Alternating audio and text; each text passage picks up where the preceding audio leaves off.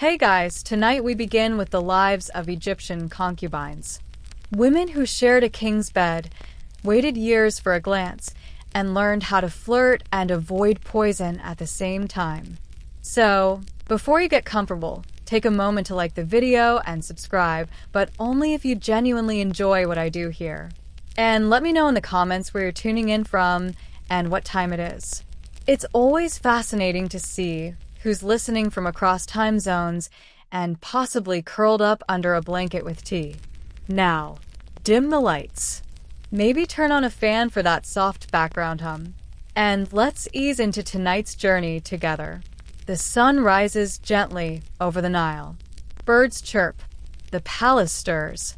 And just as your dream is reaching its most dramatic moment, probably something involving a shirtless scribe and unlimited figs, you're awakened by the soft whisper of a servant telling you, with alarming cheerfulness, that you look a bit puffy this morning.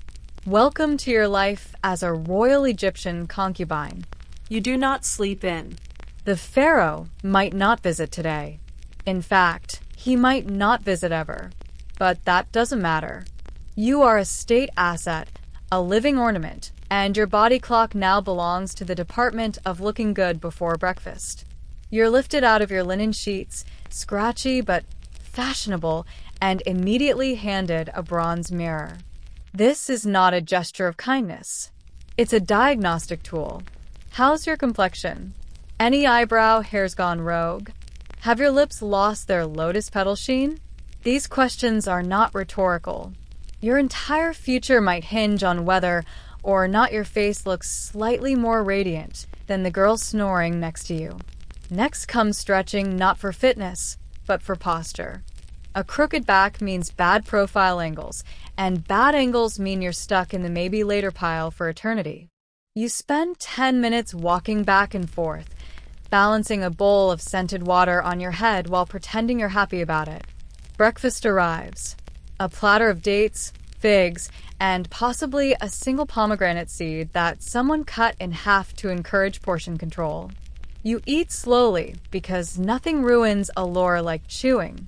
Across the room, other concubines do the same, each trying to look casual while also performing a silent, exhausting competition called Who Blinks Least while making eye contact with no one. The servant returns. She suggests a cool compress for your under eyes, which is code for you to look like someone just told you the pharaoh prefers harpists. You comply. The cloth smells of lavender and ambition. And so the day begins, not with grandeur, not with glory, but with an endless parade of tiny, effortful rituals designed to make you appear effortlessly divine. You haven't spoken a word yet. You haven't left the room, but you've already fought your first battle, waking up and looking like you haven't aged in the last 12 hours. Spoiler, you'll have to do it again tomorrow. Bath time as a concubine is not about hygiene. It's about transformation. You are not just a woman with sleep crust in her eye. You are a vessel of royal potential. And apparently that vessel needs to be soaked, scrubbed, shaved, and basted like a sacred goose before it's considered presentable. You're led to the bathing chamber, which smells like a perfumery collided with a citrus orchard. The water has been steeped with lotus petals, jasmine oil, and something labeled fragrance of divine intention. It's less of a bath and more of a scented baptism. You're not just rinsing, you're entering the morning's first performance. Two attendants approach with sponges that are both gentle and oddly judgmental. You're scrubbed with ground natron, a salty mineral powder that exfoliates dead skin, shame, and any remaining memories of village life. Every inch of you is polished like a ceremonial offering. Then comes the hair removal. Every strand below the eyebrows must vanish. Waxing, plucking, or shaving, choose your torment. Body hair is seen as unsightly, unsanitary, and worst of all, common. You grit your teeth as the wax cloth is yanked and remind yourself that queens don't complain. They hiss politely. After that, thick, Rich almond oil is poured over you by someone who speaks only in compliments. You're massaged until your skin gleams, and you slip slightly on the floor trying to stand. You've become a human candle. And now the perfume. It's not spritzed. It's layered. First a musky base oil, then a citrus middle note, then a floral top. You smell like a deity or a fruit basket attending a wedding. This scent will cling to you all day, which is the goal. If you pass by the pharaoh and he sneezes, that's not allergies. It's a tactical victory. Finally, you're handed a clean linen shift, semi-transparent naturally, and gently reminded to sit upright for the next hour so the oils can settle with grace. Translation: don't ruin the shine. You are now clean. Not because you were dirty, but because expectation demands it. You've completed your ritual. After your ceremonial bath, you enter the next phase of the morning, the assembly of your face. Forget inner beauty. You'll need to earn divine favor with outer cheekbone symmetry and eyeliner so sharp it could be considered a military asset. You're seated in front of a polished bronze mirror, the ancient Egyptian version of a beauty influencer's ring light. A cosmetics attendant approaches, carrying what looks like a miniature painter's kit. Powdered galena, red ochre, and crushed carmine beetles. You are about to become a living fresco. First, eyeliner. Black coal is applied with the same seriousness as one would expect from a priest handling sacred scrolls. The line must be precise, not too thick, unless you want to look like you're auditioning to be embalmed, and not too thin, lest someone mistake you for a scribe's intern. It's a delicate balance between mystery and menace. You're told to hold still, which is helpful advice if you weren't currently being poked in the eyeball with a reed stick. One tear, and the whole thing smudges. Then you'll look weary, and weary women don't get summoned by pharaohs. They get reassigned to linen folding duty. Next comes the lip color. Red ochre mixed with animal fat, because nothing says romance like beetle paste chapstick. Your lips must look plump yet humble, which is apparently a real instruction. You try not to overthink it. Then blush. A light dusting across the cheeks to imply youthful vitality. Even though you haven't had a proper night's sleep since the last flood season, high-status fatigue must be masked. You are not allowed to look tired, only pensive. A slave girl steps forward with an eyebrow comb from ivory. Eyebrows are shaped to reflect dignity, fertility, and possibly political allegiance. No one's quite sure anymore. You nod in approval, as if you understand the eyebrow hierarchy. Last comes perfume. Again, this time applied behind your ears and on your wrists, because that's where the pharaoh might someday make casual contact, assuming he's bored enough to drop by. You're now beautiful, polished, and possibly flammable. You glance at yourself in the mirror. You look like someone who belongs in a tomb mural, offering lotus flowers to a god. All you need now is a god who's hiring. Once you've been bathed, buffed, oiled, shaved, painted, perfumed, and told you're glowing, but not as much as yesterday. It's time for breakfast. The Haram dining hall isn't exactly a bustling mess. It's more like a fashion runway where everyone sits down. Dozens of women gather, dressed in semi-sheer linen that whispers, approachable but ambitious. They glide toward their low tables with the precision of a crocodile stalking a heron. Silent, slow, and absolutely sizing each other up. Your meal is elegantly minimal. A small plate of honeyed dates, 2 figs, and a dab of yogurt. Not enough to feed hunger, but just enough to maintain cheekbone structure. You eat gracefully with 3 fingers only, because apparently forks are still 1,000 years in the future and gluttony is for widows and scribes. And this is where the passive aggression begins. Oh, your call is so bold today. Someone coos from across the table, smiling with every tooth except her eyes. You thank her politely, while mentally noting that her eyeliner is crooked and her earlobes are uneven. A younger concubine accidentally sits beside you, then loudly mentions how she was up all night practicing harp in case the pharaoh was feeling musical. Translation: she thinks tonight might be her night. You smile, chew slowly, and let a single fig seed sit dramatically on your lip like a statement of war. Conversations swirl around you. Gossip about who cried in the baths, who borrowed whose perfume without asking, and who was seen leaving the astrologer's quarters looking hopeful. Everyone's pretending to be unbothered. No one actually is. You make sure not to eat too fast. Women who finish quickly are greedy, and women who don't eat at all are trying too hard. You strike the middle ground. Casual elegance with a side of strategic chewing. Servants refill cups of palm wine, but only a splash. Too much, and someone might tell the wrong story to the right person. Breakfast ends with a ceremonial brushing of teeth using a chewed twig and a bit of natron. You smile into your bronze mirror and think, one more meal survived.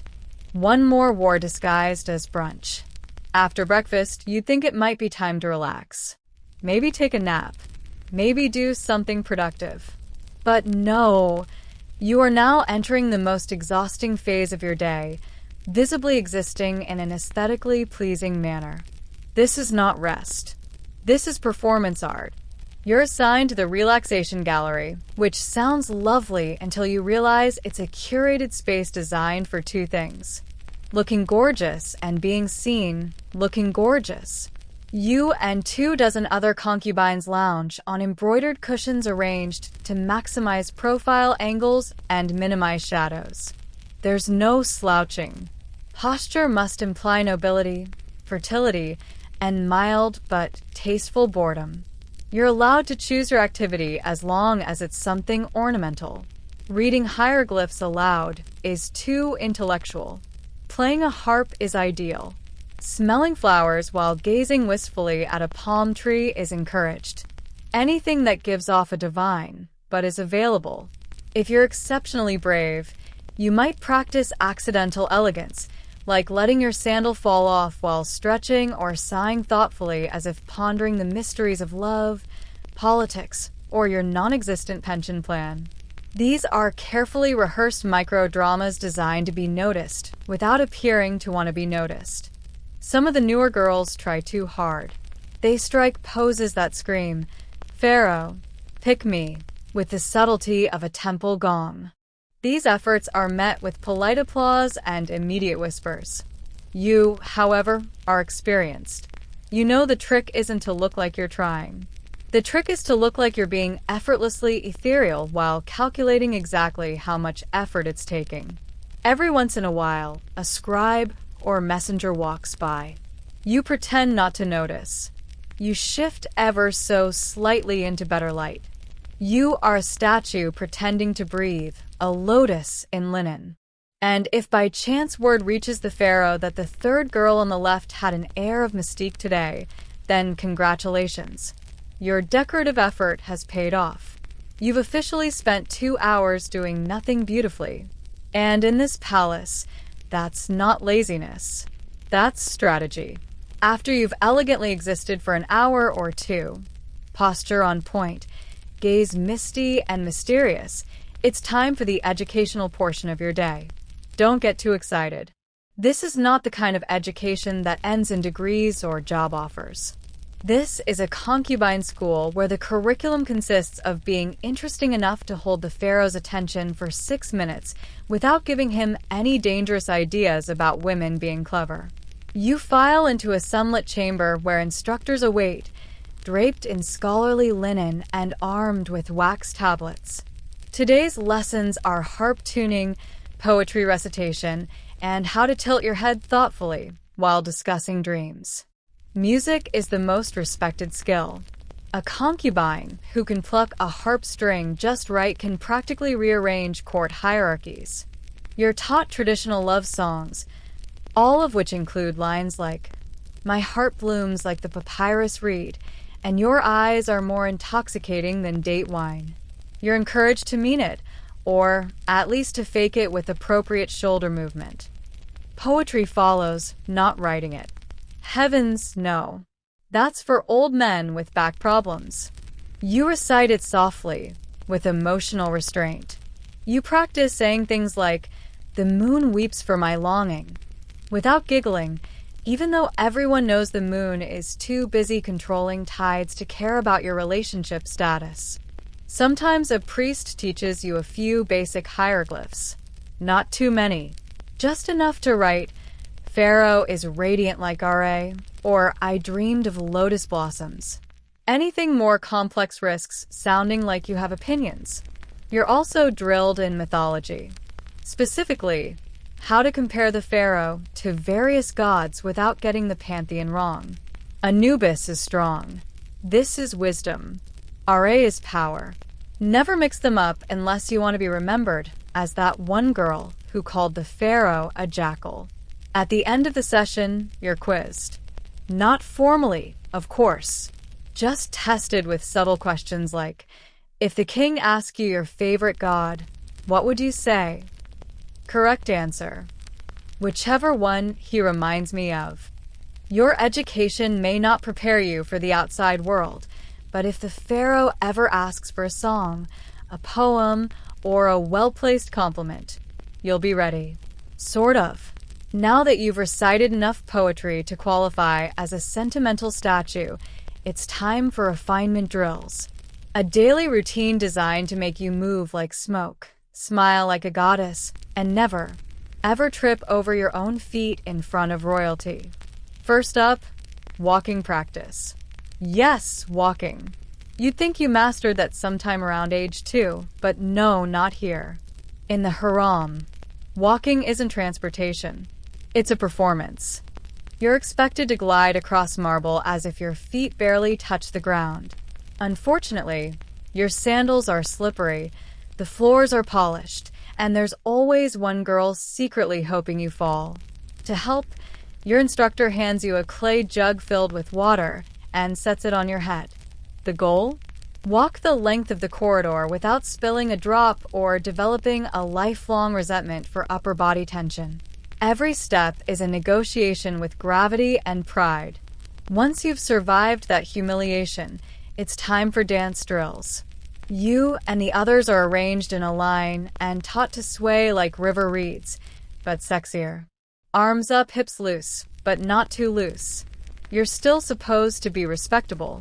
You mimic the movements of temple dancers while praying that no one sees your right foot disobeying orders. Mistakes are met with constructive criticism.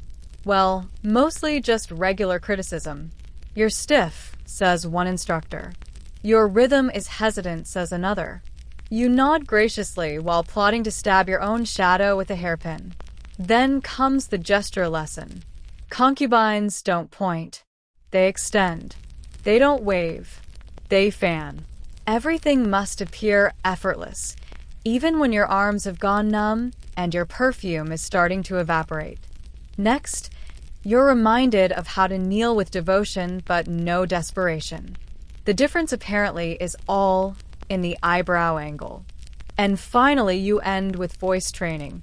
How to speak softly, seductively, and never too quickly.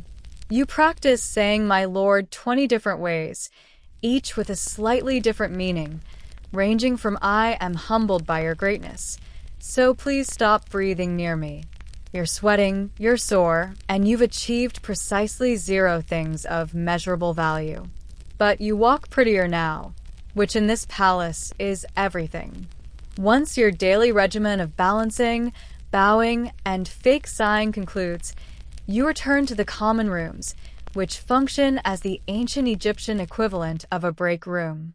If that break room were filled with silk-clad women locked in a silent war over eye contact and seating arrangements, here, gossip wouldn't just be a hobby. It's a life skill. In fact, it's arguably the most useful survival tool in the concubine toolkit. Some girls get ahead by dancing, others by smiling. But the truly dangerous ones, they know everything. And more importantly, who else doesn't? You sit near a group of women threading beads. The conversation starts innocently enough. something about which a servant accidentally dropped a fruit bowl in front of the scribe. But within 5 minutes, the topic shifts to who got new jewelry, who is seen leaving the astrologer's room with smudged eyeliner, and who's been mysteriously quiet since last week's sandal fitting. Names are never said directly, only implied. The tall one with the heavy perfume. You know, the girl who always looks like she's about to sneeze. Everyone nods. Everyone knows. The senior concubines don't talk much. They listen because real gossip isn't just juicy. It's currency. If you know the pharaoh prefers honeyed wine to date wine, that's leverage. If you know which priest his mother doesn't trust, that's insurance. You contribute carefully. Say too little and you're irrelevant. Say too much and suddenly you've accidentally offended Baudet and find yourself demoted to folding ceremonial napkins. Some of the more experienced women even keep coded wax tablets. Not diaries, mind you, but tactical observation logs. A spreadsheet of betrayal, envy, and who coughed during the harp solo. And of course, there's the double gossip. When someone tells you a secret about someone who already told you that same secret, that's when things get interesting. That's when you start playing palace chess. You never gossip directly about the pharaoh. That's suicide. But about the other concubines, it's not just allowed. It's expected. You're doing your civic duty, really. By the end of the hour, you've learned more than in poetry class, and you've made eye contact with 3 potential future enemies. Success. After your morning of posturing, powdering, and palace espionage, it's time to settle in for the highlight of every concubine's day. The long, suspenseful wait to be summoned by the pharaoh. Now, let's be clear. He probably won't come. He's likely busy inspecting irrigation plans, overseeing construction projects, or listening to court musicians with names like Henu the Flatulent. But that doesn't matter, because you still have to act like he might. You're led to the waiting chamber, a gilded room filled with cushions, incense, and women sitting in the same 3 poses. Serene but alluring, restful yet radiant, and desperately pretending not to care. You pick a spot near the window so the natural light hits your cheekbones just right. Not that you've practiced this or anything. A servant enters. All heads subtly turn. Is she here to summon someone? No, she's refilling the fruit bowl. Still, a moment of electric tension passes as you wonder if your grape placement was regal enough. You shift positions every 15 minutes, not to get comfortable. Comfort is forbidden, but keep your limbs from going numb in the event you're summoned and expected to glide like moonlight. You also practice looking surprised but grateful in case your name is actually spoken aloud. Some girls hum humbly. Others read love poems they wrote themselves, which is both tragic and brave. One girl is quietly plucking at her lute like she's serenading fate itself. You sip wine, pretend not to judge her, and mentally edit her lyrics for better rhyme. Hours pass. A breeze stirs the linen curtains. Somewhere down the corridor, a sandal slaps against stone. Everyone freezes. Then silence. False alarm. Someone was just heading to the latrine. You exhale politely. Inside your soul does a small scream. Eventually, a servant does appear and calls someone else's name. There's a ripple of forced enthusiasm. You smile as if thrilled for her. She floats past, smug and barefoot, smelling like victory and rose oil. You're left with your thoughts, your carefully posed limbs, and the lingering smell of disappointment. He didn't visit today, but he might tomorrow. And so you stay, beautiful, poised, and hopelessly prepared for a man who probably doesn't remember what you sound like. If the pharaoh's harem were a garden, it wouldn't be one of those peaceful lotus ponds poets write about. No, it's more like a perfectly trimmed hedge maze filled with smiling tigers. Every concubine here is sweet, perfumed, and actively plotting. You quickly learn that power here doesn't come from beauty alone. Everyone's beautiful. That's the entry fee. What actually counts? Alliances, influence, and the ability to say, "You look radiant," while thinking, "I hope your eyeliner melts." Some girls form tight little cliques, usually centered around whoever had a confirmed evening audience last week. These groups are part gossip club, part spy network, and part human chess game. Joining one is like marrying into a noble house. You gain protection, status, and lifelong suspicion. Then there are the floaters like you, the quiet observers, the ones who smile at everyone and trust no one. You listen more than you speak. You compliment more than you confess, and you always pretend you didn't hear what you definitely heard. Smiling is your most used tool. There's the polite smile, the supportive smile, the passive-aggressive smile, and the thank you for that completely unnecessary comment smile. You rotate between them like a seasoned diplomat. Some of the senior concubines have mastered what's known as the invisible war, where no insults are ever spoken, but entire careers are ruined through praise that's just a little too specific. Of course, she was chosen. The pharaoh always liked women who looked maternal. Occasionally, a new girl tries to be sincere. She opens up, shares her past, and asks for advice. This usually ends with her being emotionally flattened by breakfast the next morning. Lesson learned.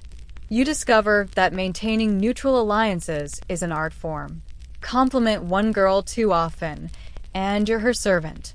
Compliment two, and you're a traitor. Compliment none, and you're distant. It's best to compliment the cat, honestly. And through it all, you smile because smiling hides worry. Smiling buys time. Smiling convinces everyone, including yourself, that you're still in the game.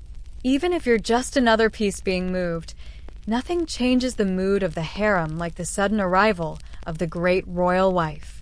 A title that means you may all be lovely, but I'm the one whose jewelry gets its own chariot. She doesn't visit often. Frankly, she doesn't have to. Her presence lingers like myrrh and suppressed ambition. But when she does walk in, the room goes from polite rivalry to absolute emotional lockdown in 3 seconds. You don't hear her coming. You feel her like an approaching sandstorm in silk. Conversation evaporates. Figs stop midair. Everyone suddenly remembers to cross their ankles, adjust their posture, and pretend to be fascinated by the nearest houseplant. And then she appears. She's older than most of you, which in concubine terms means she's seen a lot. She walks like someone who's been walking past nervous girls in expensive linen for the past 20 years. Her cowl is darker, her headdress taller. Her smile, a study in regal threat management. She makes slow, deliberate eye contact with each of you. No words, just that faint amused expression that says, "I know which of you thinks you're clever. I also know which of you cried in the bath last week." She doesn't need to raise her voice. When she speaks, it's usually something terrifyingly vague, like, "I do hope the younger women are behaving with wisdom." No names, no accusations, just enough suggestion to cause a small emotional collapse in 3 corners of the room. You offer your most respectful smile, the one you save for women who could have you reassigned to weaving duty without blinking. She nods slightly. Success. You are for today beneath notice, which is a win. Some girls try to impress her.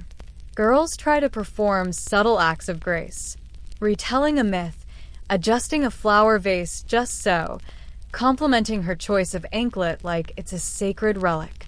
She humors them. She's seen it all because she was you once, but she played the game better and she won. Then, just as suddenly, she leaves, gliding out of the room like a vision in gold. No one breathes for 10 seconds. Then slowly, conversations resume. Softer, more careful. The queen has walked in and reminded everyone what power really looks like. As the sun sets over the palace walls and casts a golden glow over the Nile, the atmosphere inside the harem shifts. Perfume is reapplied, hair is retied, and linen is straightened. Because as darkness creeps in, so does possibility, and with it an elegant form of emotional torment known as maybe tonight. You've spent all day being polished, painted, and perfectly polite. Now you wait again, but this time, the stakes feel higher. This isn't about being seen. It's about being chosen. Maybe the pharaoh will send a servant. Maybe not. The only certainty is the tension in the air and the faint smell of rose oil and ambition. The younger concubines pretend not to care. They hum softly, rehearse harp melodies, or casually mention they had dreams involving royal cobras and marriage. The older ones, wiser and sharper, simply sit back and sip their wine. They've played this game too long to show their hand now. You, of course, do what all smart women do at dusk in ancient Egypt. You smile vaguely and try not to look like you're rehearsing your surprised but thrilled reaction in your head. The servant enters. Everyone goes still.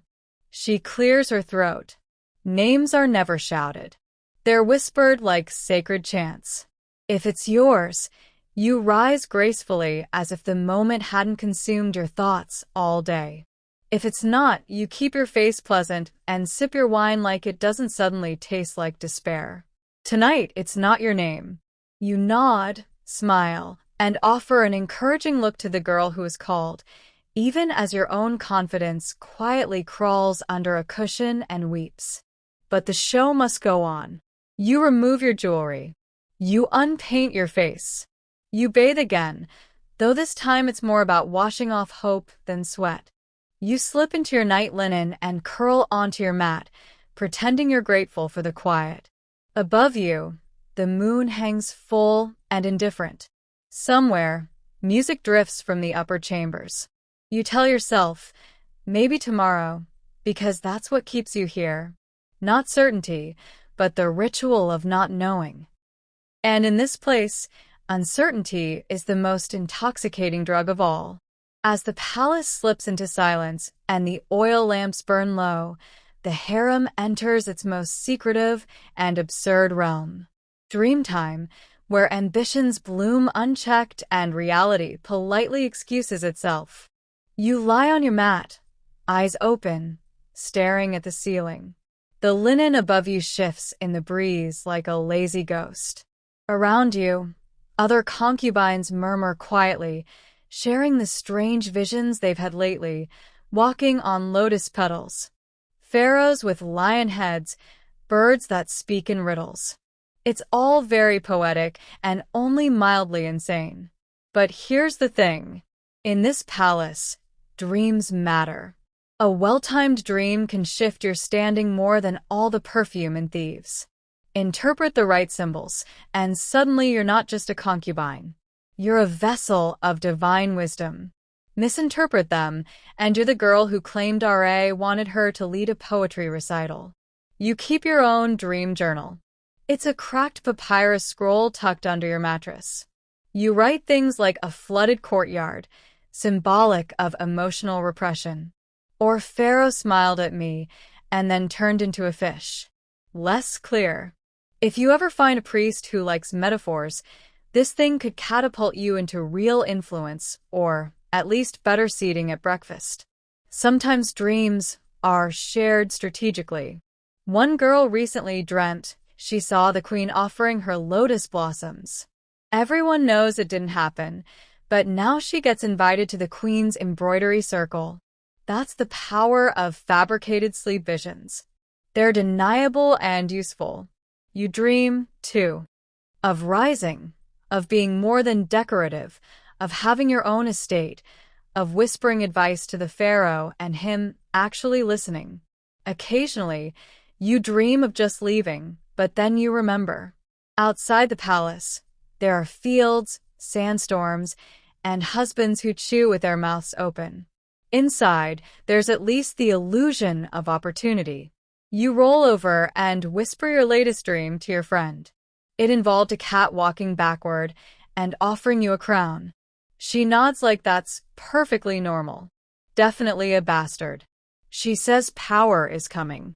You both pretend to believe it because here dreams are currency. Papyrus is cheap, and hope, however delusional, is the only luxury that's free. By your 14th birthday and 29th birthday, you start wondering what exactly freedom is. It's a word whispered sometimes, not often and never loudly, by the older concubines, usually after too much wine. They'll look off toward the distant hills and mutter things like, "I remember when I could walk to the market alone." Or, "Once I picked my own hairstyle," and you'll nod respectfully while trying to picture a life where your biggest decision wasn't which incense blend to wear at dusk. On paper, you live in unimaginable luxury. Silk, music, security, and meals that don't involve scraping dates off the ground. But in practice, you have fewer choices than a basket of lentils. Want to leave the palace? That's adorable. You belong to it now. You are technically not a prisoner. But try walking past those guards with your eyeliner slightly smudged and see how far you get. Want to marry? Only if the pharaoh forgets you exist long enough to permit it, which ironically feels less like rejection and more like parole. Want to raise your voice? Only if it's in a love song or a gentle prayer for the Nile to flood favorably.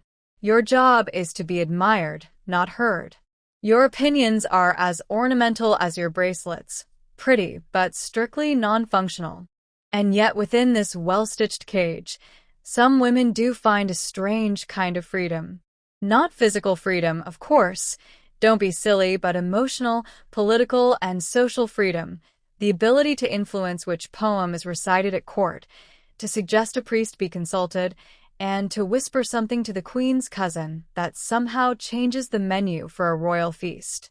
It's not much, but it's something. You think about the village girl you used to be, chasing goats, sunburned, and covered in dust. She was free in the can go outside sense. Yes. But now you're free and know how to manipulate 3 noble families without lifting a finger. Is that better? You're not sure. But you do know that freedom here is never given. It's performed like everything else.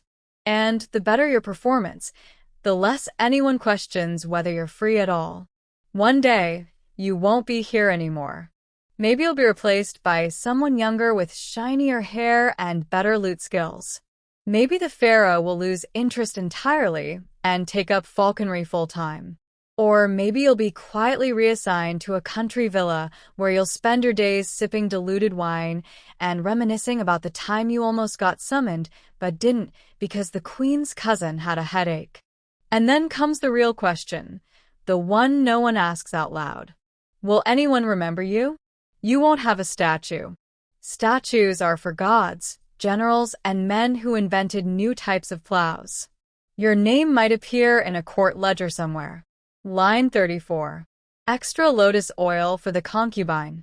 Name illegible. That's your grand historical footprint. The scribes won't write songs about you unless you die tragically young and poetically near a fountain. But even then, someone else will probably get the credit. Still, you hope. You hope the queen remembers you as the one with the steady hands, or that girl who never flinched during eyeliner application. You hope one of the younger concubines imitates your posture one day, without realizing it. You hope a servant whispers, "She once made the pharaoh laugh like it meant something." Maybe that's all legacy really is.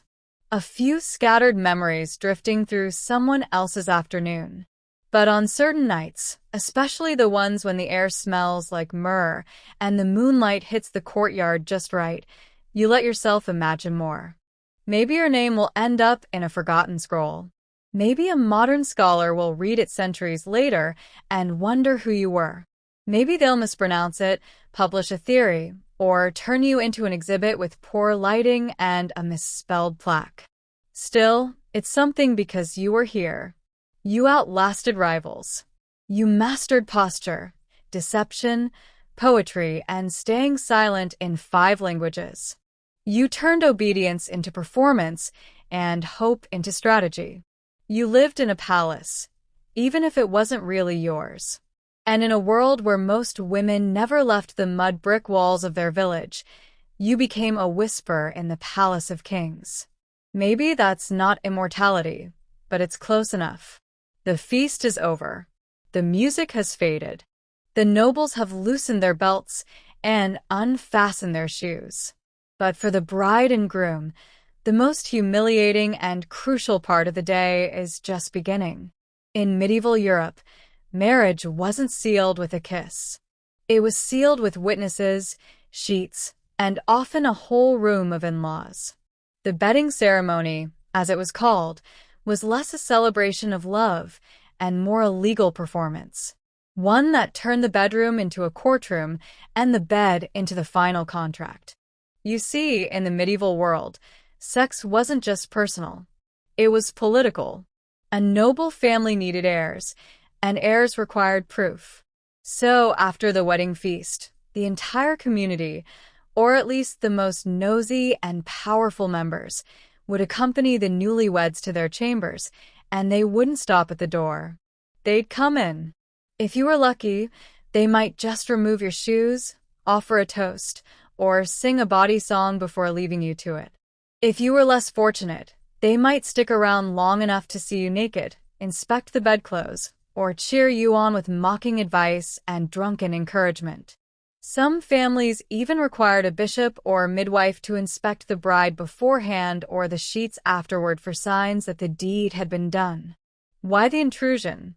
Because marriages weren't private unions. They were public contracts.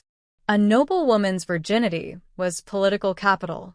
A nobleman's ability to consummate was a legal obligation. Without a consummation, the marriage could be annulled, and without witnesses, it was your word against the world's. It didn't matter if the bride was trembling or the groom was drunk or both were strangers to one another. What mattered was that someone saw or claimed to see the beginning of their conjugal union. And if they didn't, the marriage might not count. In this strange twilight between feast and consummation, the couple's private life began as a public spectacle. Their first night together wasn't about intimacy or joy. It was about proof. And often that proof came with an audience.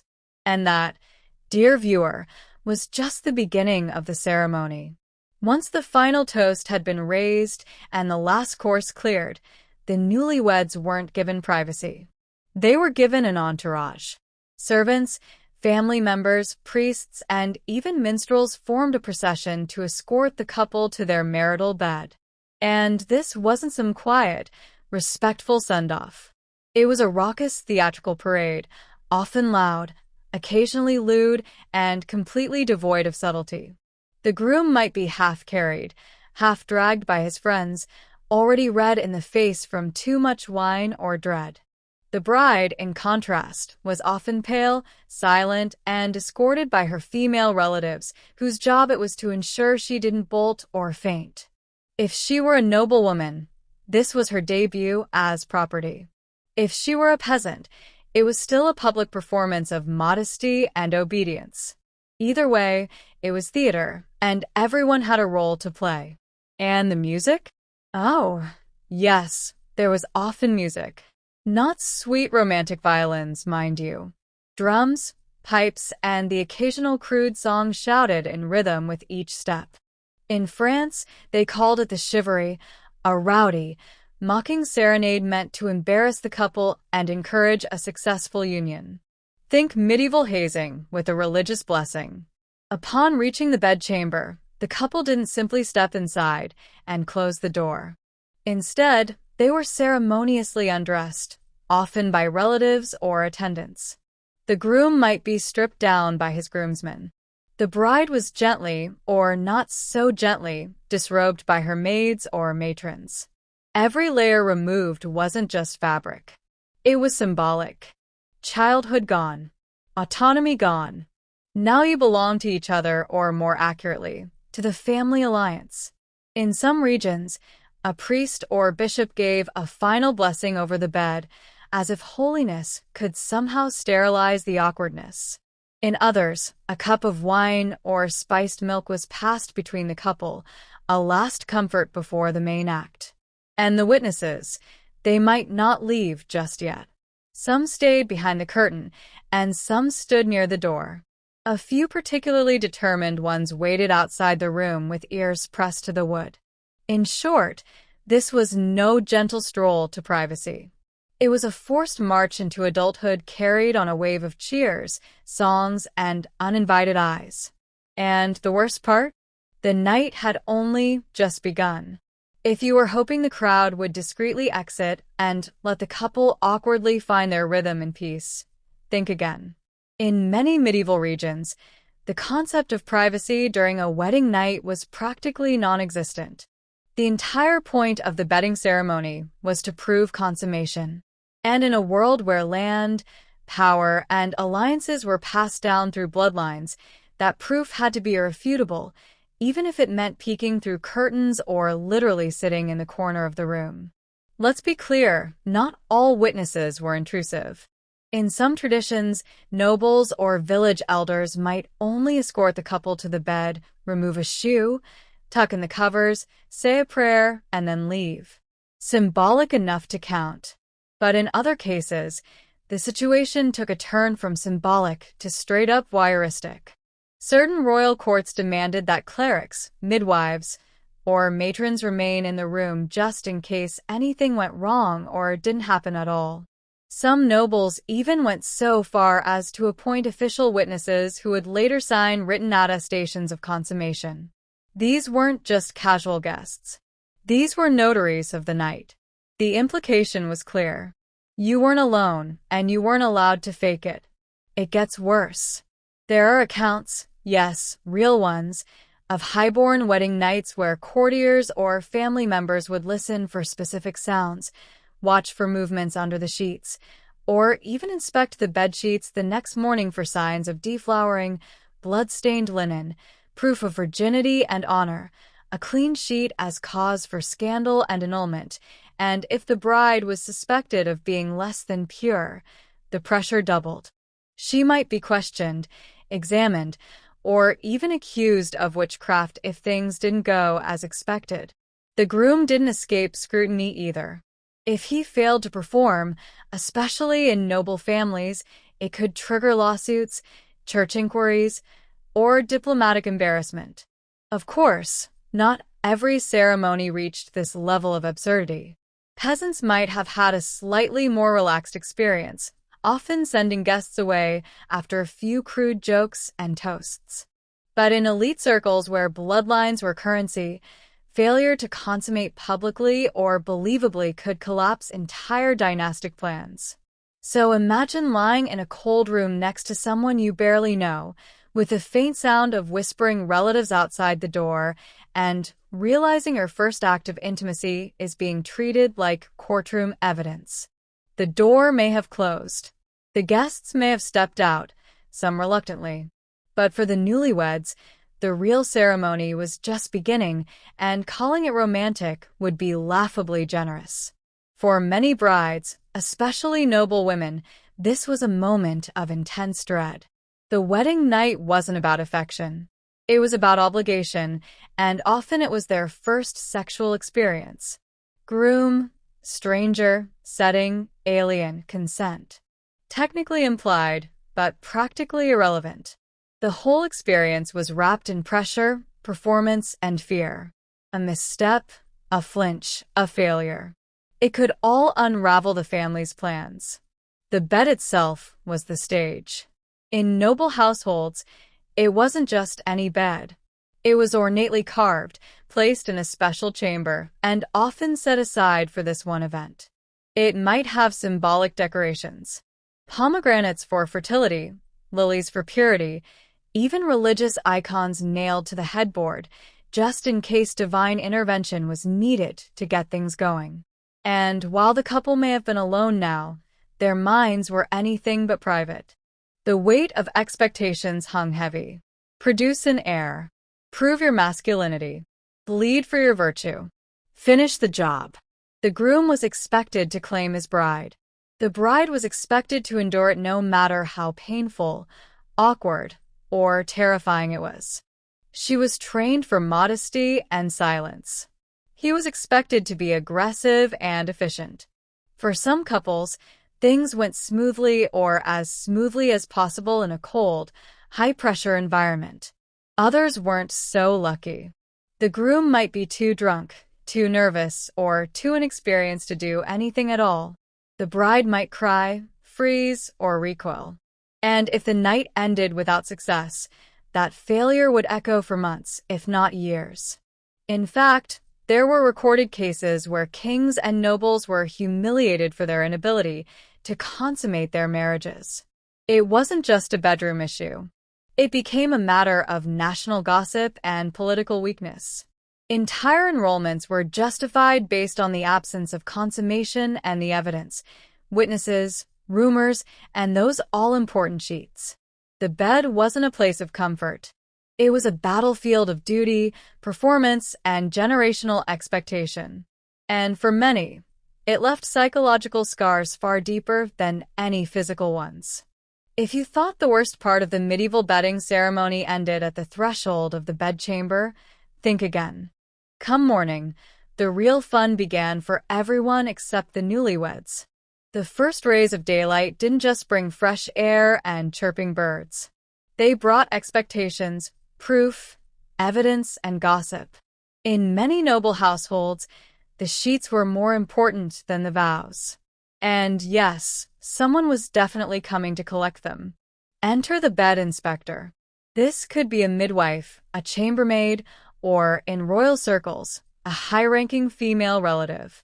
Their job is to examine the sheets for blood, evidence that the bride had been a virgin and the marriage had been honorably consummated. Spot of red. Congratulations. No stain. That's a problem. Now let's pause for a second. Virginity is not, medically speaking, a reliable thing to prove. The idea that all women bleed their first time is a myth. But tell that to a medieval father-in-law trying to secure his land inheritance. In his eyes, no blood meant no virtue. No virtue meant fraud, and fraud could invalidate a marriage. So yes, failure to produce the right kind of sheet could trigger serious consequences. Accusations of deception, public humiliation, and sometimes even an annulment. It was a rigged system, and the woman bore the weight of its failure. But even if the sheet passed inspection, the ordeal wasn't over. The couple was expected to appear together before the community or court. This appearance often included breakfast in bed, delivered by servants with smug smiles and knowing glances. Imagine sitting up bleary-eyed, trying to sip watered-down wine while nobles smirked and passed judgment on your night's performance. In smaller villages, peasants might greet the couple with lewd songs or fertility dances. Think of it like a hangover wrapped in forced applause. No matter your social class, the unspoken question was the same. Did you do it? And more importantly, did you do it correctly? And let's not forget the gossip. Servants talked, relatives whispered, and even the priest might hint at things during his sermon.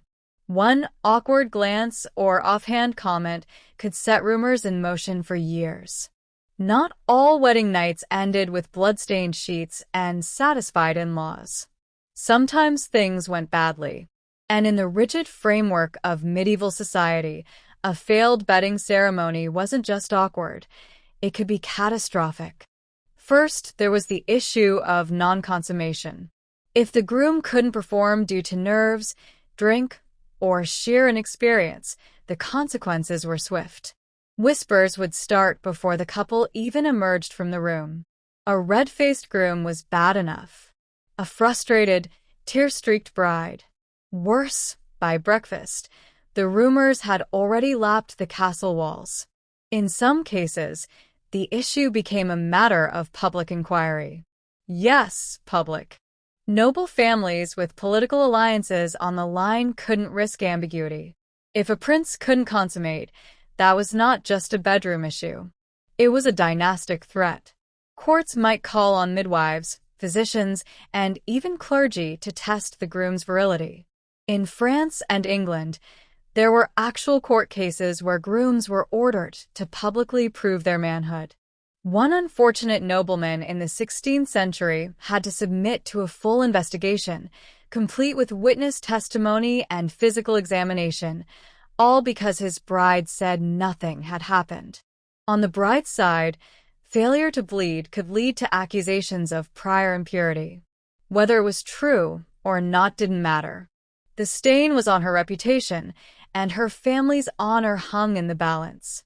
Some desperate women resorted to faking the evidence, using animal blood or pricking their own fingers to stain the sheets. A risky tactic, but sometimes the only option. Then came the worst-case scenario annulment. If the marriage wasn't consummated, the church could declare it invalid. That meant the dowry might be returned. Alliance is broken, and the woman labeled damaged goods.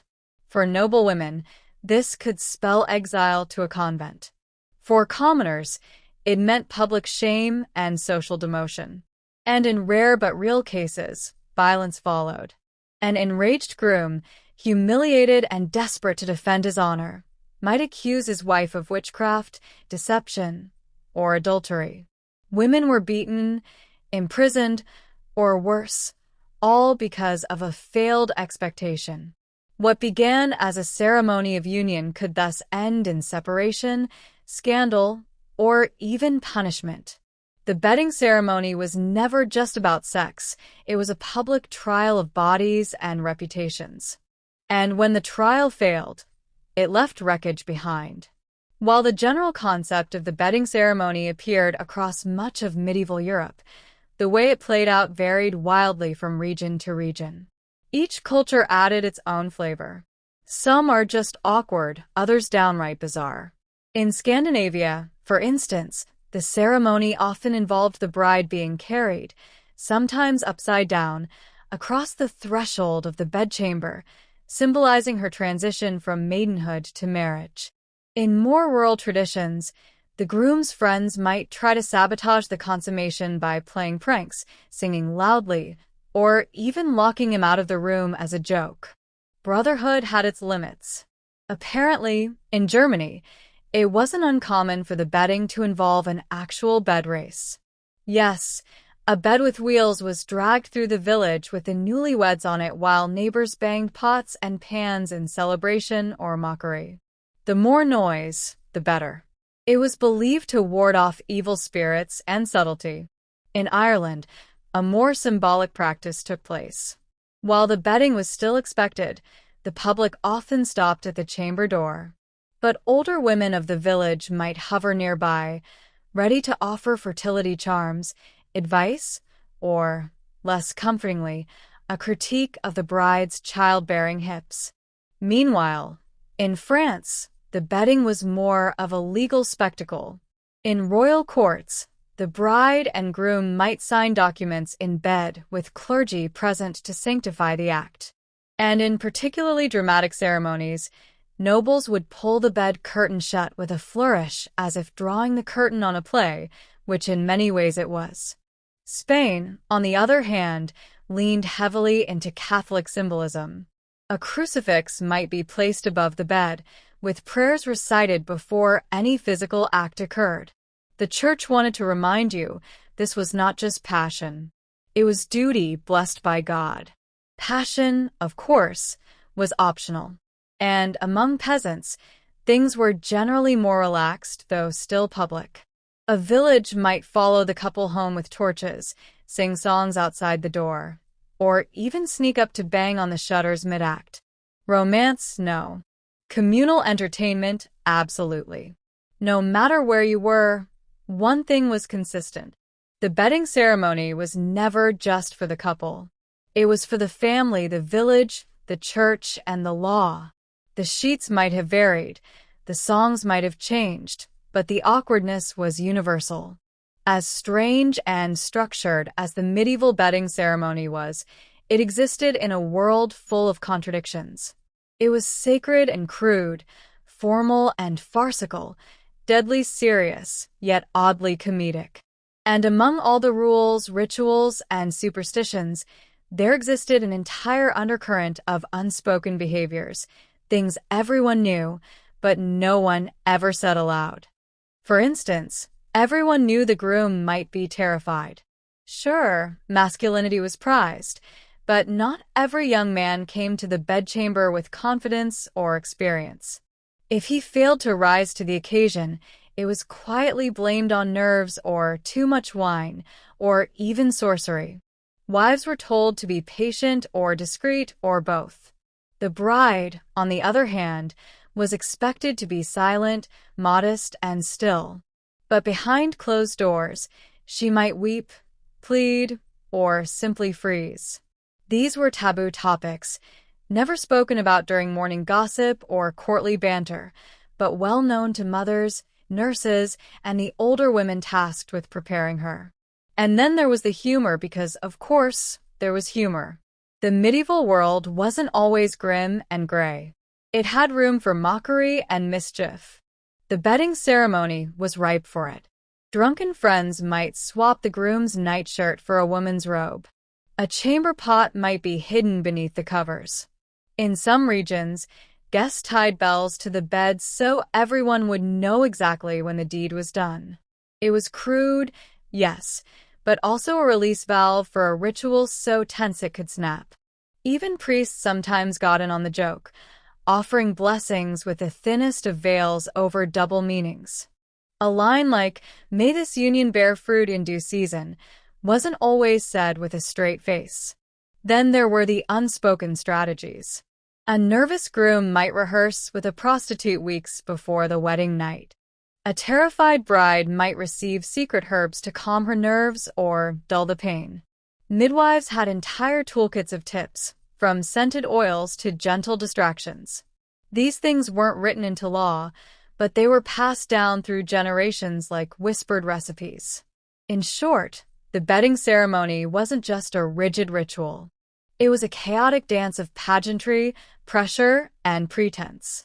Beneath the surface of formality lived fear, humor, empathy, and a desperate hope that someone, anyone, had done this before.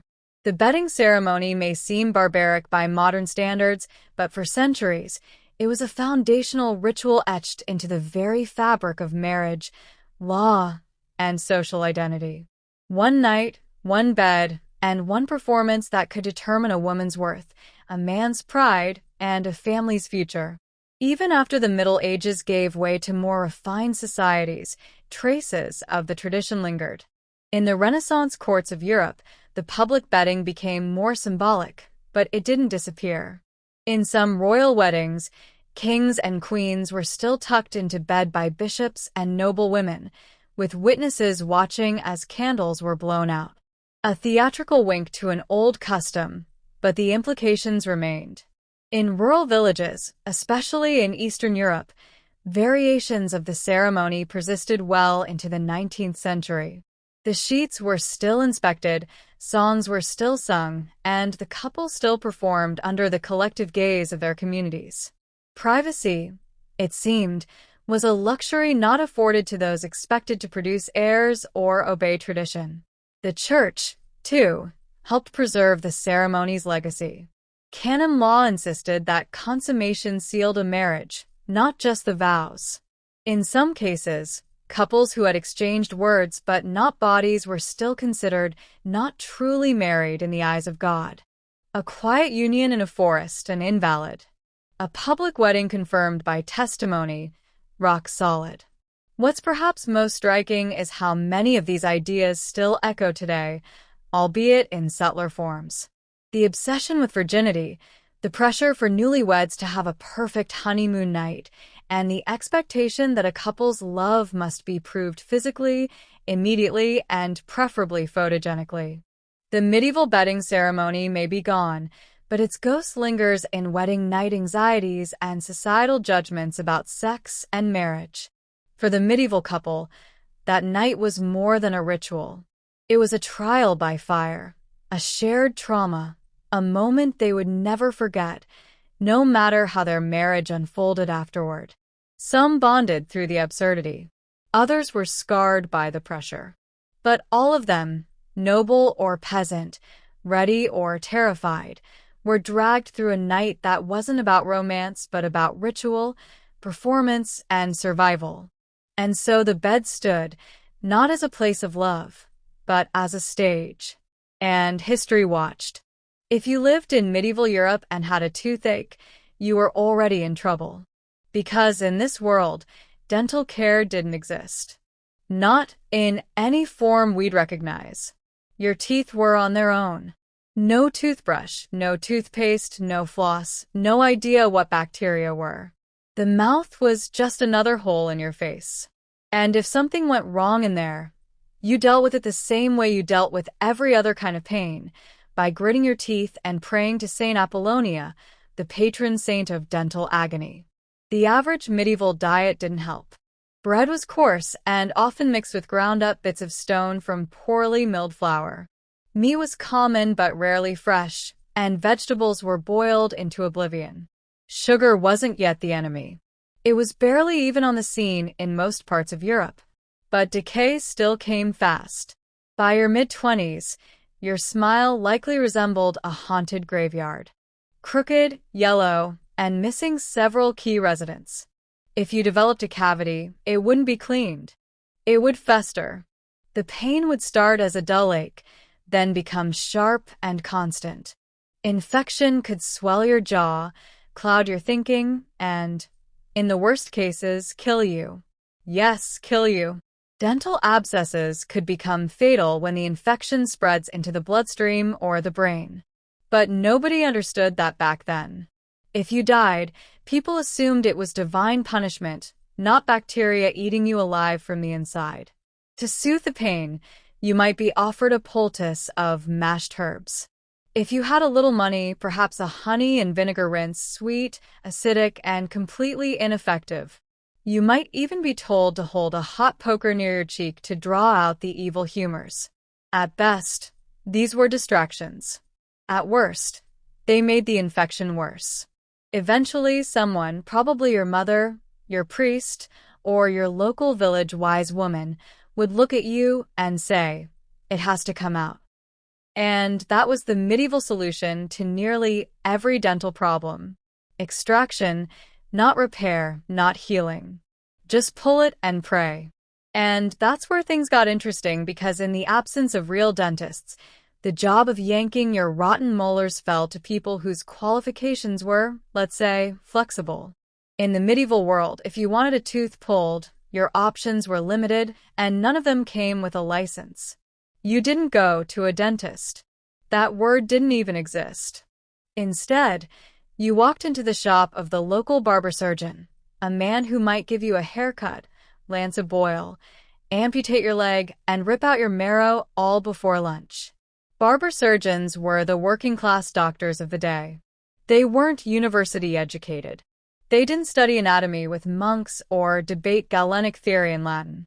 They learned on the job, often apprenticing under other barbers who taught them two essential things: how to sharpen blades and how to keep a person alive long enough to charge them afterward. Tooth extractions were considered minor surgery, something messy, painful, and beneath the dignity of university-trained physicians. So, barbers took over.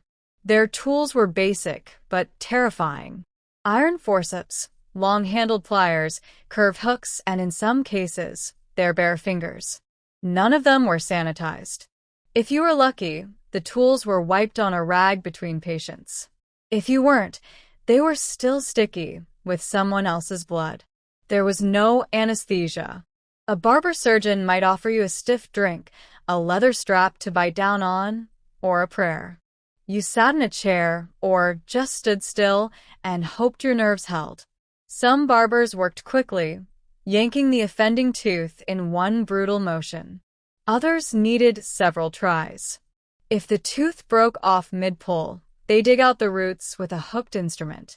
This unsurprisingly caused screaming, flailing, and fainting. But barber surgeons weren't just butchers. Many took pride in their craft. Some became so well known for their dental work that they traveled from village to village like rock stars of oral misery. They'd set up in market squares with signs advertising their skills.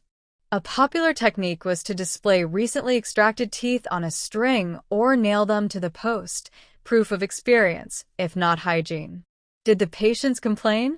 Rarely, because in the medieval mind, the pain of a rotten tooth was worse than anything a man with pliers could do.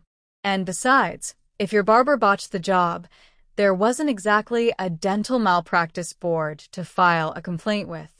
Not every medieval person waited for their teeth to rot out before doing something about it. There were attempts, strange, gritty, often questionable attempts, at keeping the mouth clean. And the centerpiece of medieval oral care, tooth powder. Forget your sleek tube of minty toothpaste. Medieval tooth powder came in little ceramic jars or pouches made of linen. The recipes varied wildly depending on region, wealth, and how desperate you were, but common ingredients included crushed bones, burnt bread crusts, powdered herbs, and ashes. Some added crushed oyster shells, pumice stone, or charcoal for extra abrasion. In short, it was like scrubbing your teeth with sandpaper and calling it self-care. The powders were applied with a rag, a finger, or, if you were wealthy, a rudimentary toothbrush made from twigs or hog bristles.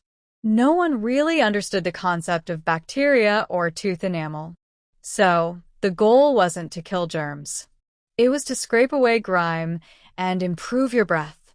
If your mouth smelled like death, you were probably considered unlucky, sinful, or French. Mint, sage, rosemary, and salt were popular additions. Not for hygiene, but for scent. They masked the odor of decay and made it slightly more pleasant to be in kissing distance. The upper class might import exotic spices like cinnamon or clove, crushed and mixed into their powders. For peasants, old soot and bone dust would do. Then there was honey. Yes, honey. Some medical texts actually recommended filling cavities with it based on the logic that honey was naturally antimicrobial, which it is, but also sticky and packed with sugar. So, the end result was like stuffing a wound with syrup. It may have calmed the pain temporarily, but it also accelerated the decay. And yet, it was still one of the better ideas they had. Some remedies ventured into the absurd. Powdered mouse skulls, boiled dog's milk, and even urine rinses were touted by certain quack physicians as cures for toothache. Did they work? Of course not. But when your gums were throbbing and your jaw was swelling, you tried just about anything. In short, medieval oral care was less about prevention and more about survival. If your breath didn't kill your social life, the powder probably just wore your enamel down to the nerve. But hey, at least you tried. When medieval medicine failed, and it often did, people turned to the next best solution. Magic, religion, or both. Because if crushed bone powder and honey-stuffed cavities couldn't fix the problem, maybe God or a charm tucked under your pillow could. Toothache in the medieval mind wasn't always caused by bad hygiene. It could be punishment for sin, the work of a malevolent spirit, or even the result of tooth worms. Yes, worms. Many people genuinely believed that little squirming creatures burrowed into their teeth and gnawed away at the roots. Some swore they saw them. Others believed the sound of pain, the throbbing, was actually the worms wriggling inside. To treat these imaginary invaders, you could try smoking them out. One common folk remedy involved blowing hot vapor from burning henbane seeds directly into the mouth. The idea: the worms would flee from the heat and die. More likely, your gums would just blister, and your bad breath would turn lethal. Then there were toothache charms, often written on parchment and worn around the neck. Latin prayers, astrological symbols, or even nonsense scribbles were believed to carry healing power. If the charm failed, you could always invoke Saint Apollonia, the martyr who had all her teeth pulled out and became the patron saint of dental sufferers. Her image was carried in pockets, carved into church walls, or worn on amulets by people clutching their cheeks in agony. The Church, for its part, tried to walk the line between superstition and salvation. Monks often acted as doctors in monasteries, offering herbal remedies and prayers in equal measure. Some medieval medical texts written by clergy advised fasting and confession as a way to purify the humors and ease tooth pain. Others simply told you to offer a mass and hope for divine mercy. For wealthier patients, the church sometimes offered holy relics for healing, a bone fragment from a saint, a vial of blessed oil, or a sliver of the true cross. Just place it near the sawtooth and wait. You might still die of sepsis, but you die feeling spiritually clean. At the end of the day, when no powders, pliers, or prayers worked, the medieval mouth became a battlefield between faith and infection. One where neither side had a particularly good track record. In the medieval world, pain wasn't something to be avoided. It was something to be endured, like bad weather or your in-laws. There were no anesthetics, no Novocaine, and certainly no soothing ocean soundtracks piped in during treatment. Pain was expected. In some ways, it was even respected. Tooth extraction wasn't a quiet clinical affair. It was a public performance of agony. Picture this. You're slumped in a wobbly wooden chair, cheeks swollen, your mouth open while a man in a blood-stained apron rummages around with iron tongs. There's no sedative, no sterilization, maybe a gulp of strong wine if you could afford it, maybe a prayer if you couldn't. The barber surgeon would grip the offending tooth and pull, twist, or wedge it out. If it broke, which it often did, they'd keep digging. The pain could be so intense that people fainted or vomited.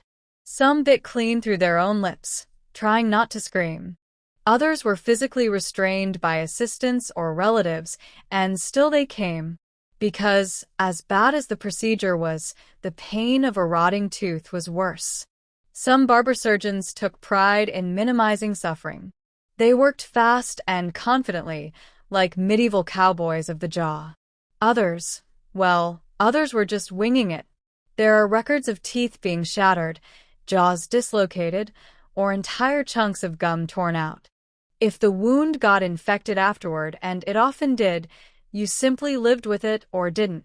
Even more grim, some dentists claimed to treat multiple patients in a row using the same unwashed tools. No boiling, no wiping, not even a rinse.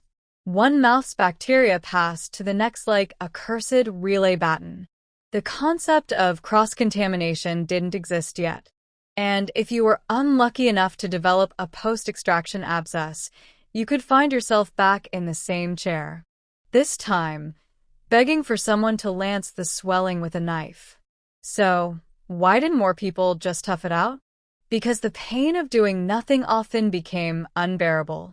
And in an age when prayer, honey, and powdered bone dust couldn't help, ripping the tooth out by force was the only option left. And pain, that was just part of the price of survival. No numbing, no apologies, just iron and willpower and a bucket for the blood. Not every dental horror took place in a dark back room. In fact, some of the loudest screams came from the village square, right between the sausage vendor and the man selling geese. That's because many medieval extractions happened out in the open, courtesy of traveling tooth pullers. These weren't trained professionals. They were showmen, itinerant peddlers who moved from town to town, setting up makeshift stalls at fairs and market days. They wore flamboyant clothes, carried massive sets of pliers, and claimed to cure every ailment from toothache to heartbreak. Some even had fake credentials, scrolls in Latin no one could read, or blessed instruments covered in fake gold leaf. Their strategy was simple. Attract a crowd, create a spectacle, and yank some teeth. They'd start with a loud pitch, boasting of their miracle cures and gentle hands. Sometimes they used a planted assistant, someone who pretended to have a toothache and was cured on the spot. The crowd, eager for free entertainment and mildly sadistic fun, would cheer, jeer, and egg on the next victim. The puller would call for a volunteer, usually someone in real pain, and the performance began. The tooth was yanked out in front of everyone and held aloft like a trophy. Blood. That was part of the thrill. Screaming, even better. It proved the man was doing real work. After the extraction, the tooth puller might sell homemade remedies, bottles of herbal elixir, clove-soaked rags, or mysterious powders to keep the rot away. These were usually just mixtures of spices and wine, but they gave the illusion of aftercare. Whether they helped or not didn't matter. The crowd left entertained, the toothless man left dazed, and the puller left with a pocket full of coins. Some were surprisingly skilled. Others left a trail of broken teeth, split lips, and lawsuits, if such things had existed. Either way, they served a purpose. In places where no barber surgeon operated and monasteries were miles away, these men were the last resort. They were medieval dentistry's answer to a drive-through. Quick, dirty, and unforgettable. So, next time you're sitting in a climate-controlled office staring at your dentist's polished tools, remember you could be in a muddy village square surrounded by chickens while a man in a feathered hat holds your mirror up to a cheering crowd. If you thought having royal blood meant better dental care, think again. Medieval kings and queens might have owned gold, jewels, and castles, but their teeth were just as terrible as everyone else's, in some cases, even worse. The upper classes had access to more food, but that didn't mean healthier options. Nobles gorged on sweetmeats, dried fruits, white bread, and wine, all of which were devastating for teeth. Sugar, while rare, was a luxury imported from the East. And when it did appear in the kitchens of the elite, it was used recklessly in pies, sauces, and preserved fruits. The result: rot, cavities, and breath that could slay dragons. Historical records suggest that many royal figures suffered from severe dental problems. King Henry VI reportedly had loose and blackened teeth. Catherine de' Medici was known to have decayed teeth and chronic halitosis, likely from years of clove-stuffed chewing. And if you were a noblewoman, good luck. Beauty standards demanded a pale face, tiny waist, and a closed mouth because a smile might reveal the truth. Your mouth was a disaster. What did aristocrats do about it?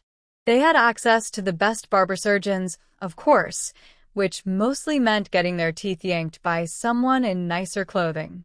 Queen Elizabeth I famously suffered from terrible dental pain. She was so afraid of having a tooth pulled that one of her bishops had a rotten tooth extracted in front of her to prove it wasn't so bad. It didn't work. She refused treatment until the infection spread to her jaw. Nobles also tried to cover the problem with cosmetic tricks. Some painted their teeth white with lead-based powders, which were highly toxic, of course. Others chewed perfumed pastilles to mask the stench of decay. Perfume for the mouth. Imagine that. No wonder courtships happened mostly through letters. In portraits, you'll notice royal smiles are rare. That wasn't an artistic choice. It was practical. Smiling showed your teeth. And if your mouth looked like a battlefield of broken enamel, it would be better to keep your lips firmly shut.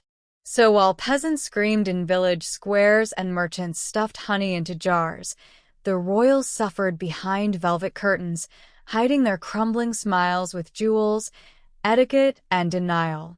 While extractions and tooth powders dominated the dramatic side of medieval dentistry, the daily reality was filled with strange habits, persistent myths, and a few surprisingly practical routines if you knew where to look.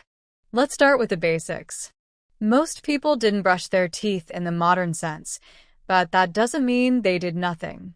Chewing sticks were common, especially among the poor. Twigs from aromatic trees like hazel, juniper, or mallow were frayed at one end and used to rub the teeth. Think of it as a primitive toothbrush with built-in flavor.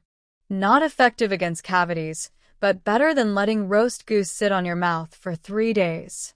Mouth rinses were another staple. People gargled with vinegar, wine, or even urine. Yes, urine. based on the belief that its warmth and acidity could cleanse the mouth and kill invisible humors. Monks recorded recipes combining red wine, cloves, and sage, boiled and cooled to use as a rinse. Spicy and antiseptic almost. Then there were the myths. Some believed that rubbing crushed emeralds or pearls on the teeth would keep them white. Others claimed that kissing a donkey, yes, a donkey, would cure a toothache.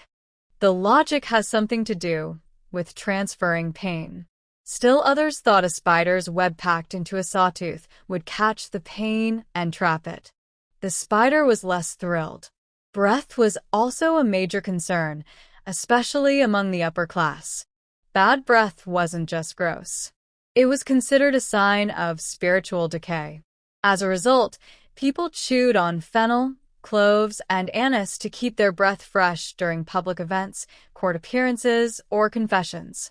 The irony, of course, was that many of the things they chewed, like sugar-coated nuts, contributed to the very decay they were trying to hide. Children were taught early that tooth pain was a punishment for lying or gluttony. Some were made to pray every time they ate sweets.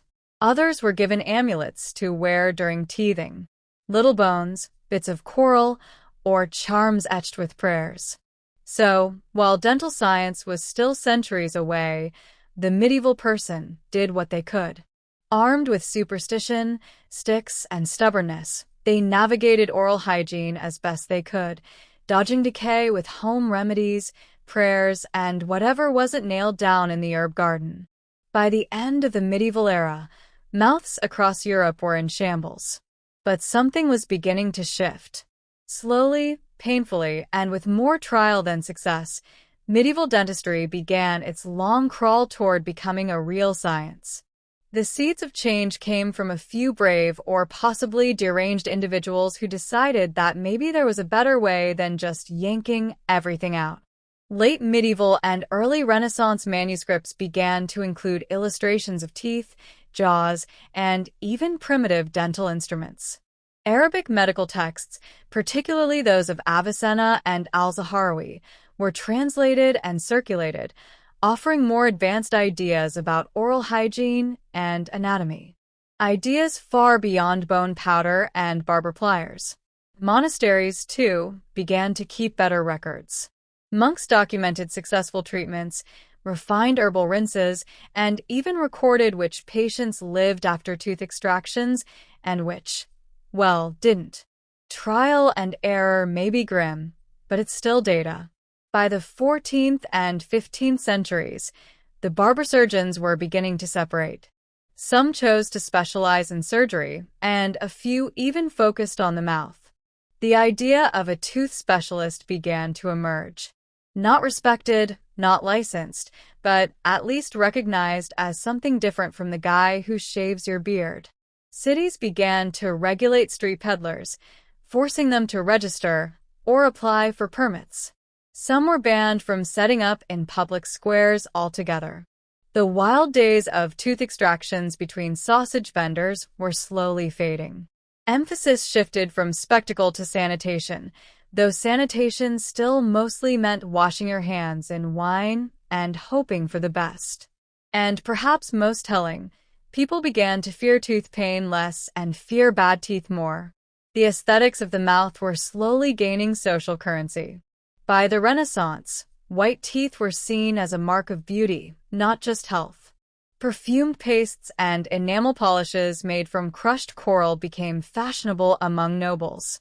Smiling in portraits, even slightly, began to make a cautious return. Of course, real dentistry, complete with drills, fillings, and anesthesia, was still centuries away, but the path had been cleared. The days of barber surgeons and traveling tooth pullers were numbered. So, next time you lean back in a padded chair, numbed and comforted, just remember, your dental experience today stands on a mountain of medieval molars pulled by torchlight with pliers in a chicken-filled marketplace. And somehow humanity survived it with most of its teeth intact. Life on the Mongolian steppe was unforgiving. Icy winters, blistering summers, endless winds, and no permanent kitchens. In that harsh environment, food had to be more than nourishing. It had to be portable, durable, and fast. Mongol warriors didn't sit down to long meals. They ate on the move, on horseback, sometimes in the saddle, and always with survival in mind. The backbone of this diet was meat, especially mutton, goat, and horse. But this wasn't the kind of meat you'd find sizzling over a fire every night. Most of it was air-dried, often in long, thin strips. Known as borts, this dried meat was a marvel of efficiency. It shriveled into leathery slivers that weighed almost nothing, could last for months, and could be rehydrated in boiling water for a hot meal anywhere, whether on campaign or in the middle of nowhere. Horses weren't just ridden. They were consumed. A wounded or old horse was never wasted. Horse meat was considered warming and nourishing, ideal for the cold, dry climate. But more importantly, horses were mobile pantries. A Mongol could ride with a bag of bort tied to his saddle and a source of milk beneath him, his own mount. That milk, of course, became arag, the fermented mare's milk that was both a drink and a cultural icon. It was sour, fizzy, slightly alcoholic, and deeply tied to Mongol identity. A warrior could milk his horse, ferment the liquid in a leather bag hanging from the saddle, and drink it within a day or two. No bottles, no brewing vats, just steppe ingenuity. Grains and vegetables were rare in the open plains. The nomadic Mongols didn't farm. They herded. So bread, grains, and fruits weren't part of the daily routine. Instead, they relied on animal fat, meat, milk, cheese, and yogurt to survive. Even blood was consumed in emergencies, drawn from a horse's neck with a small cut, then sealed, keeping both horse and rider alive on the move. This wasn't a cuisine built for pleasure. It was built for conquest. Compact, rugged, high-calorie, and mobile, just like the warriors who ate it. And it fueled one of the largest empires the world has ever seen. If there was one drink that defined the Mongol spirit both literally and figuratively, it was arag. Also known in some regions as kumis, this fizzy fermented mare's milk wasn't just a beverage. It was a symbol of identity, strength, hospitality, and sometimes survival. To make arag, Mongols milked their mares, yes, female horses, up to 6 times a day during the summer months. This milk was then poured into a leather sack, usually made from animal skin, and hung from the yurt's doorway or saddle. It wasn't left alone. It was stirred constantly, sometimes by hand, sometimes by passing children tasked with kicking or punching the bag as they ran past. Fermentation needed movement, and Mongols had no shortage of it. After a day or two, the milk would sour and fizz, transforming into a slightly alcoholic, tart, cloudy drink with a kick strong enough to lift a weary rider's spirits. It wasn't distilled like vodka. It was natural, raw, and teeming with bacteria that made modern health inspectors sweat. But for Mongols, it was the nectar of life. Ira served many purposes. It quenched thirst. It provided vital calories, and it gave a buzz that Mongol warriors described as clarifying rather than dulling. In hot weather, it cooled. In cold weather, it warmed. During feasts, it was poured generously. During negotiations, it was offered with a bow. To refuse it was not only rude, it was deeply insulting. Guests arriving at a Mongol camp were traditionally greeted with a shallow silver bowl of arag. It was customary to take at least a sip, even if the taste shocked the tongue. Foreign visitors often described it as smoky vinegar churned with yogurt or milk that had gone too far. But for the Mongols, it was a sacred drink, and no feast, no matter how grand, was complete without it. There were also variations. Older arak could be distilled into a stronger liquor called airi, clear, sharper, and not for the faint of heart. This became the Mongol version of spirits used in toasts, rituals, and sometimes even in medicine. In short, arag was more than just fermented milk. It was fuel for the steppe, a tool of diplomacy, and a cultural cornerstone. To understand Mongol food is to taste arag, sour, wild, and unforgettable. The Mongol army didn't conquer half the known world on an empty stomach. Their battlefield rations were stripped down, brutal, and effective, just like their campaigns. Forget army kitchens or supply caravans.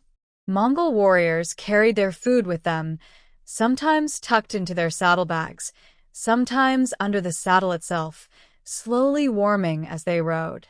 The most critical staple was barts.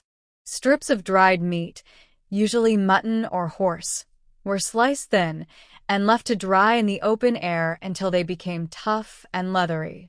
It was as close to jerky as one could get without seasoning or sugar. Lightweight and nutrient-dense, barts could be eaten raw, like trail mix, or boiled into a simple soup. One handful could sustain a man for an entire day. But Mongols didn't stop at meat.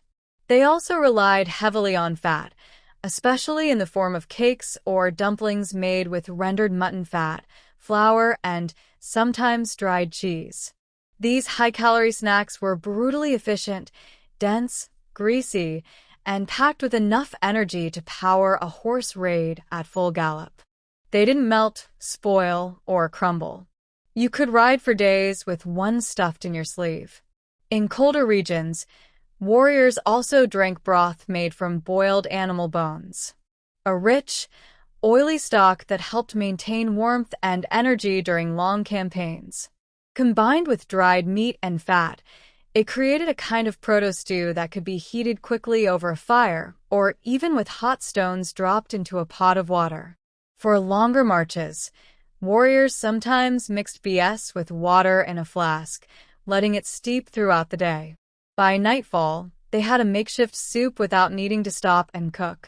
It wasn't delicious, but it worked. In emergency situations, Mongol soldiers had a gruesome fallback. They would cut a vein in their horse's neck, drink the blood, and seal the wound. The horse lived, the rider lived, and the campaign moved on. There were no fancy sauces, no spices, and no courses. Mongol warrior food wasn't meant to be enjoyed. It was meant to keep you alive while galloping across thousands of miles of terrain. And it did that job with brutal, minimalist precision. When Mongols weren't raiding distant cities or galloping across the steppe, they actually did settle down, at least temporarily. And when they did, cooking shifted from saddle improvisation to a more stable, if still minimalist, domestic setup inside the GR, the traditional Mongol yurt. A jur wasn't just a home. It was a movable fortress of felt and was designed to withstand the screaming winds of the steppe. Inside, space was sacredly organized. The door always faced south. The fire burned in the center, and the cooking happened right above it. The kitchen, such as it was, consisted of a metal tripod, a few cast-iron pots, and a supply of wood, dried dung, or animal fat for fuel. Mongol women typically handled food preparation. They didn't follow recipes. They followed survival. The most common method of cooking was boiling. The meat was chopped into chunks. Fat was tossed in liberally, and everything was left to simmer in a rich broth. There were no spices, just the flavors of the meat, fat, and sometimes fermented milk products. Salt was a precious commodity and used sparingly, if at all.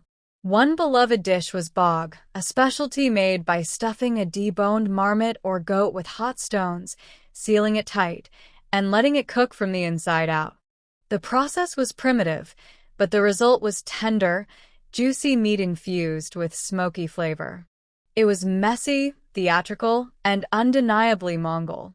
In colder months, milk was transformed into curds, yogurt, and cheese.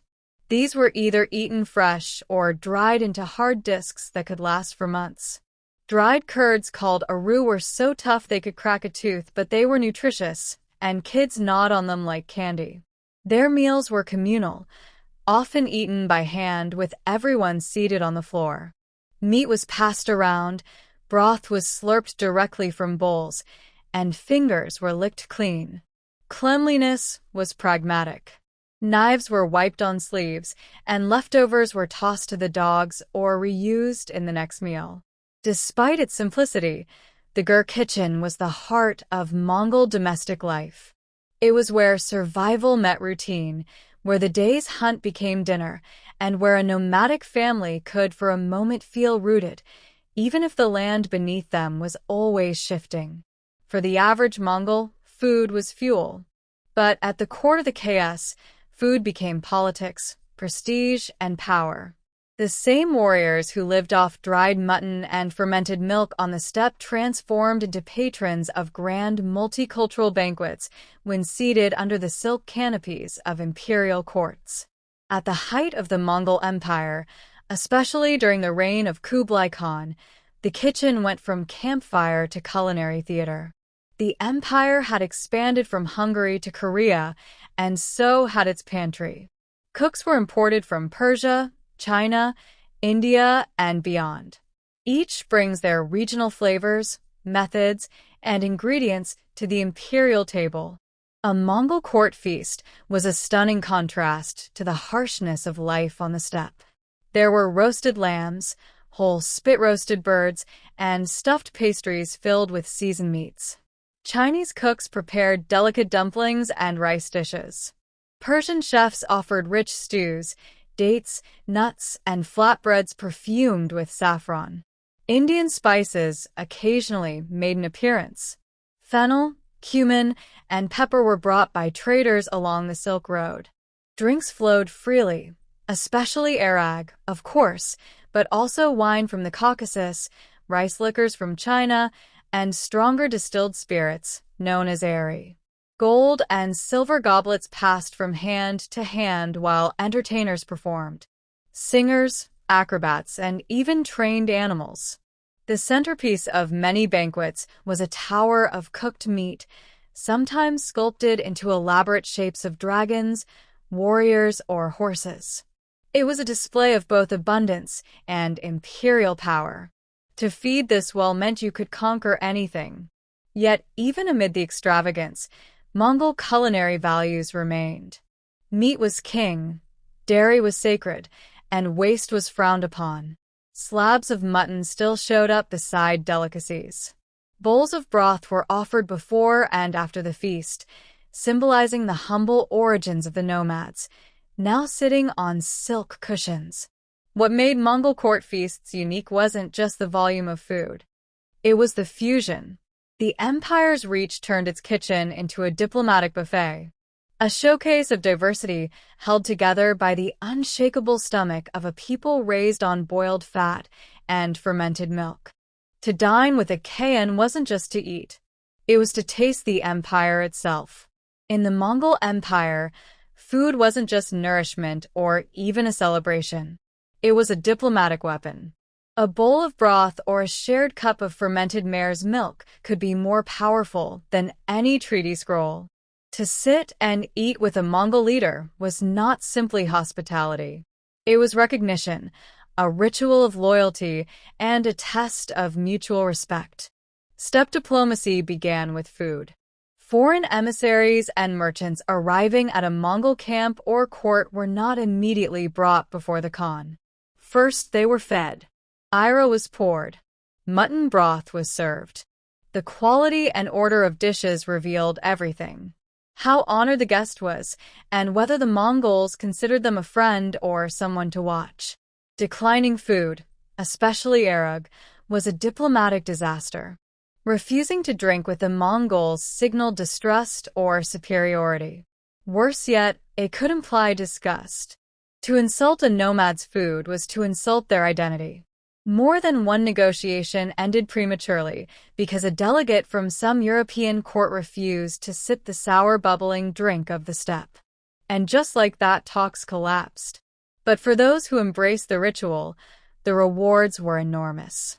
Merchants who shared their own dishes, dried fruits from Persia, dates from Baghdad, and wine from Armenia often found themselves welcomed, protected, and given special trading rights.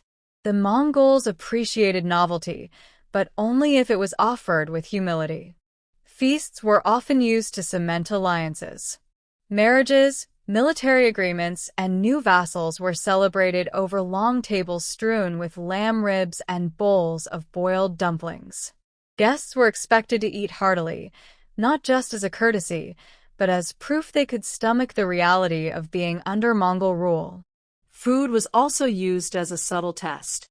An ambassador might be offered a cut of meat from the shoulder, a position of honor. If the meat came from the rump, it was a polite way of saying, "You're not that important." A bowl of rich broth indicated respect. A bowl of thin milk, bare minimum. In the Mongol world, diplomacy began with the teeth. And to survive it, you had to know when to chew, when to toast, and when to nod politely with a mouthful of boiled fat. For a nomadic people constantly on the move, food preservation wasn't just smart, it was life-saving. Without pantries, cellars, or marketplaces, Mongols had to turn their diet into something mobile and shelf-stable. And they managed to do that using nothing more than wind, sun, salt, smoke, and sheer practicality. The most iconic preservation technique was air drying. Meat, especially mutton or horse, was sliced into narrow strips and hung from ropes strung between yurts or saddles. The cold, dry Mongolian air did the rest. Within days, the meat lost most of its moisture and became borts, the ultimate protein-packed travel ration. Properly dried, it could last for months, even years, without spoiling. These borts could be ground into powder and mixed with water to create quick soups, added to dough for dumplings, or simply chewed like jerky. It was light, compact, and virtually indestructible. Perfect for warriors galloping across the Gobi or deep into enemy territory. Dairy, too, was preserved in ingenious ways. Milk was churned into butter, then clarified and stored as fat blocks. Yogurt was dried in a roux. Rock-hard cheese curds that could be eaten as is or softened in broth. These weren't snacks. They were edible insurance policies capable of surviving a long winter or a failed hunt. Fermentation was another tool. As we've seen with Arag, mare's milk was turned into a fizzy alcoholic drink. But cow, goat, and sheep milk were also fermented into yogurt and sour cream, then stored in skin bags or pots. These products were acidic, resistant to spoilage, and added valuable probiotics. Though the Mongols didn't know that part, they just knew it worked. Salt curing and smoking were used when possible, especially in areas closer to rivers or forests. Fish could be smoked and tied to saddles. Organ meats were often boiled and stored in fat to prevent spoilage, a kind of rustic confit. Storage itself was creative. Mongols used leather bags, felt-wrapped bundles, and even the hollowed-out stomachs of animals to carry food. Saddlebags doubled as both transport and kitchen cabinet. There were no clay jars, no glass containers, just whatever you could strap to a horse and forget about until your next meal. In short, Mongols mastered the art of making food last without ever stopping. It wasn't fancy, but it kept them fed, fierce, and forever mobile. For the Mongols, food wasn't just fuel or pleasure. It was bound by ritual, superstition, and social code. What you ate, how you ate it, and who you shared it with said everything about your place in the world. And certain foods were not to be taken lightly. Mongol spiritual beliefs rooted in Tengrism, the ancient steppe religion, shaped their relationship with food. Animals weren't just meat on legs. They were sacred life-givers. Every part of the animal had a purpose. And wasting food was not only wasteful, it was spiritually dangerous. Blood, for instance, was both life-giving and taboo. Though horse blood might be drunk in emergencies, the spilling of blood in a domestic setting, especially indoors, was considered deeply impure. Meat was ideally butchered outside with great care and shared among the group to ensure balance and respect. The fire in the yurt used for cooking was sacred. You didn't throw bones into it. You didn't shout or curse near it. And under no circumstances did you ever step over it. Doing so was believed to insult the spirits and bring misfortune, not just to the person who committed the act, but to the entire camp. Certain foods were avoided altogether. Dog meat was generally taboo among Mongols, in contrast to some neighboring cultures. Fish was rarely eaten despite Mongolia's rivers and lakes. The reason? Water spirits. Fishing was seen as disruptive, and water was considered a pathway for spirits, both good and bad.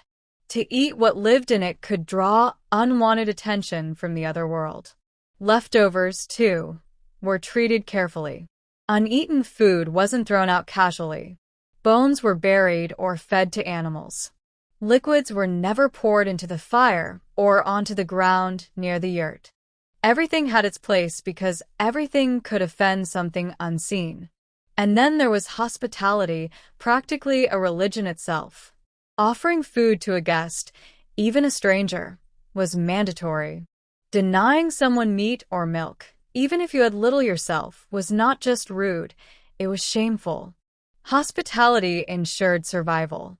And in the vast empty steppe, it might be the only thing that kept you from starving during a snowstorm. In Mongol culture, every bite carried meaning. Food was survival, yes, but also spirit, order, and honor. The Mongol Empire may have crumbled, but its foodways galloped far beyond the steppes, leaving traces in cuisines from Eastern Europe to China and from the Middle East to Siberia.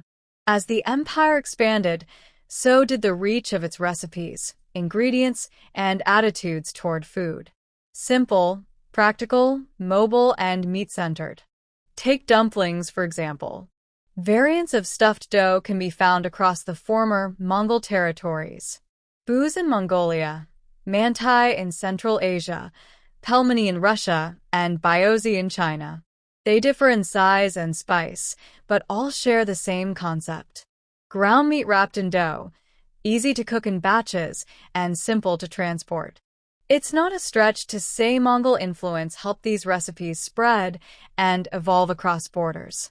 Fermented dairy, too, left a mark.